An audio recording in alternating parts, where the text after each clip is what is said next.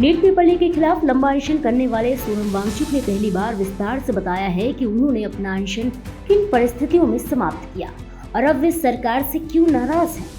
सोनम वांगचुक ने एक इंटरव्यू में दावा किया है कि 26 दिनों के अनशन के बाद गुरुग्राम के अस्पताल में उनका उपवास केंद्रीय मंत्रियों के आश्वासन के बाद खत्म हुआ था, लेकिन जिस भरोसे के साथ उन्होंने ये फैसला लिया वो कुछ ही मिनटों में टूट गया।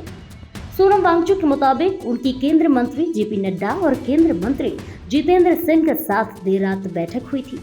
इस बैठक में स्पष्ट सहमति बनी थी कि उनकी मुलाकात की कोई भी तस्वीर या जानकारी तब तक सार्वजनिक नहीं की जाएगी जब तक विपक्षी नेताओं और छात्र प्रतिनिधियों को भी इस प्रक्रिया में शामिल नहीं कर लिया जाता। वांगचुक का कहना है कि वे नहीं चाहते थे कि उनका अनशन केवल सरकार और सत्ताधारी दल से जुड़ा कार्यक्रम बनकर सामने आए। उनकी इच्छा थी कि इस पूरे घटनाक्रम को एक साझा प्रयास के रूप में देखा जाए, जिसमें सरकार, विपक्ष और छात्र सभी की भागीदारी दिखाई दी। उन्होंने आरोप लगाया है कि बैठक के दौरान मंत्रियों ने उन्हें भरोसा दिलाया था कि तस्वीरें जारी नहीं की जाएंगी। यहाँ तक कि बैठक में मौजूद इंटेलिजेंस ब्यूरो यानी आईबी के वरिष्ठ अधिकारियों को भी समझौते का गवाह बनाया गया था। सोनम वांगचुक ने बताया है कि उन्होंने आईबी अधिकारियों से भी कहा था कि जब तक सभी पक्षों की मौजूदगी में आधिकारिक रूप से इस फैसले की घोषणा नहीं हो जाती, तब तक किसी भी मीडिया संस्थान को तस्वीर नहीं भेजी जाएगी। अधिकारियों ने भी इस पर सहमति जताई थी। हालांकि सोनम का आरोप है कि यह वादा ज्यादा देर तक नहीं निभाया गया। उनके मुताबिक वे विपक्षी नेताओं और छात्र प्रतिनिधियों के आने का इंतजार कर रहे थे। तभी कुछ ही मिनटों के भीतर एक वरिष्ठ आईबी अधिकारी उनके पास पहुंचे और बताया कि बैठक की तस्वीरें पहले ही टीवी चैनलों पर प्रसारित हो चुकी हैं।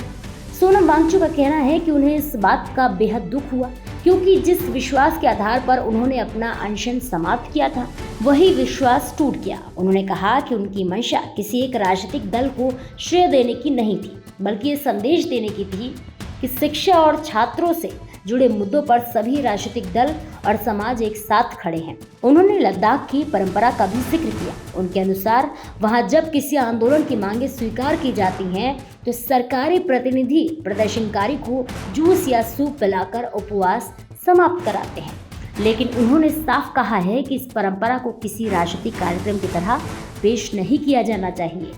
फिलहाल सोनम वांगचुक के इन आरोपों पर संबंधित केंद्रीय मंत्रियों या सरकार की ओर से कोई आधिकारिक प्रतिक्रिया सामने नहीं आई। ऐसे में ये मामला अब राजनीतिक बहस का विषय बन गया है। आने वाले दिनों में सरकार की प्रतिक्रिया और इस विवाद पर आगे क्या रुख अब सामने आता है, इस पर सभी की नजर बनी रहेगी।